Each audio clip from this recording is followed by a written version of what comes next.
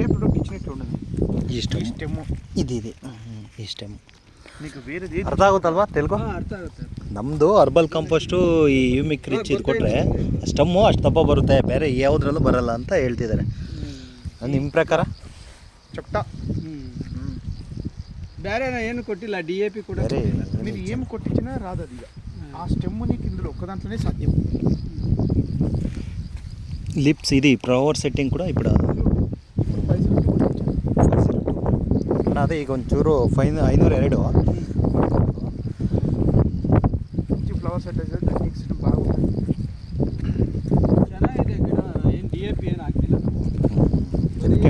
ಏನು ಕೊಟ್ಟಾದ್ರೆ ಅದನ್ನ ಮಾತ್ರನೇ ಯೂಸ್ ಮಾಡ್ತಾರೆ. FC 500 ಫಸ್ಟು ಟ್ರೀಟ್ಮೆಂಟು ಟ್ರಂಚಿಂಗ್ ಕೊಟ್ಟಿದ್ದು. ಆಮೇಲೆ ಸ್ಪ್ರೇಗೆಲ್ಲ ಆಂಟಿವೈರಸ್ ಕ್ರೋಮೋ. ಎಷ್ಟು ದಿವಸ ಆಗಿದೆ ಇದು? ಇದು ಕರೆಕ್ಟಾಗಿ 20-30 ತಿಂಗಳಾಗಿದೆ. ಅಲ್ಕೂ ದಾರ ಕಟ್ಸೋದು ಲೇಟ್ ಮಾಡ್ದಂಗಿದ್ರಾ? ಏನಿಲ್ಲ, ಕರೆಕ್ಟ್ ಬೆಂಡ್ ಆಗ್ಬಿಟ್ಟೈತಲ್ಲ ಅದು. బాగుంది. ఇట్లాంటి స్టెమ్ ఇట్లాంటి షూట్స్ ఇట్లాంటివి రావు. చాలా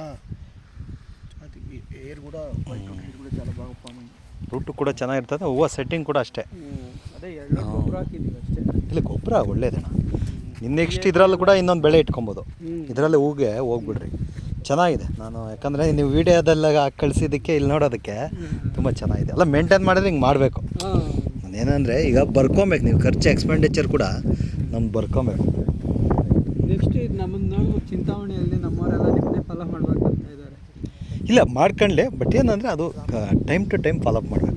ಸ್ಪ್ರೇ ಅನ್ನೋದು ಇಂಪಾರ್ಟೆಂಟು, ಭೂಮಿಗೆ ಕೊಡೋದು ಇಂಪಾರ್ಟೆಂಟು. ನೀವು ಎಷ್ಟೇ ಮಳೆ ಬೀಳಲಿ ನಮ್ಮ ಪ್ರಾಡಕ್ಟ್ ಕೊಡ್ರಿ, ಅದರಿಂದ ರೋಗ ಬರೋಲ್ಲ. ಹೀಟ್ ಕಂಟೈನ್ಸು ಇಲ್ಲ. ಈಗ 502 ಒಂದು ಸ್ಪ್ರೇಗೆ ಒಂದು ತೊಗೊಳ್ರಿ, ಆಮೇಲೆ FC ಕಟ್ವೆಜ್ಜು ಇದು ಮಾಡ್ಕೊಳ್ಳೋಣ. ಒಂದು NPK FC ಕಟ್ವೆಜ್ ಸಾಕು, ಇನ್ನೇನು ಜಾಸ್ತಿ ಏನು ಬೇಡ. ಕಾಯಿ ಸೈಜ್ಗೆ, ಫ್ಲವರ್ಗೆ, ಊಟಕ್ಕೆ ನಿಮ್ಗೆ FC ಕಟ್ವೆಜ್ ಬೆಳೆಯುತ್ತಲ್ಲ ಬೆಳೆಯುತ್ತೆ. ಈ ಮೇಯ್ನ್ ಇವು ಬರ್ತಾವೆ ನೋಡಿರಿ, ಇವೆಲ್ಲ ಸ್ಟೆಮ್ಸು. ನಮ್ಗೆ ಬೆಳವಣಿಗೆಗಿಂತನೂ ಸೆಟ್ಟಿಂಗಾಗಿ ಹೂವು ಸೆಟ್ಟಾಗಿ ಬರಬೇಕು. ನೋಡಿರಿ ಎಷ್ಟು ಹೂವು ಇದಾಗಿದೆ, ಬಲವಾಗಿದೆ. ಮತ್ತು ಥರ ಸೆಟ್ಟಾಗಿ ಕೆಲವು ಪಿಂಡಿ ಆಗ್ತಾ ಇದೆ. ಇನ್ನು ಬೆಳವಣಿಗೆ ಆಗ್ತದೆ. ಎಷ್ಟು ಗಿಡ ಇರೋದು ಹೇಳ್ರಿ? 2000.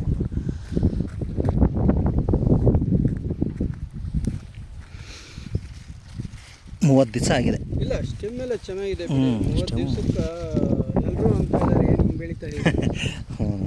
ಅಲ್ಲ, ನಿಮಗೊಂದು ಸ್ಯಾಟಿಸ್ಫ್ಯಾಕ್ಷನ್ ಅಲ್ಲ. ಯಾಕಂದರೆ ನಮ್ಮ ಮೇಯ್ನು ನಿಮ್ಮ ಸ್ಯಾಟಿಸ್ಫ್ಯಾಕ್ಷನ್ ಇಂಪಾರ್ಟೆಂಟು. ಸುಮ್ಮನೆ ವೈರಸ್ಸು 40 ದಿವಸಕ್ಕೆ ಆದಮೇಲೆ ಬೆಳೆಯೋಕ್ಕೆ ಆಗ್ತಾ ಇಲ್ಲ. ಈಗ ನೋಡಿರಿ, ನೀವು ಹೆಚ್ಚು ಕಡಿಮೆ ಇಷ್ಟು ಮಾತ್ರ ಮೇಂಟೈನ್ ಮಾಡ್ಕೊಂಡಿರಲ್ವಾ, ತುಂಬ ಚೆನ್ನಾಗೈತೆ.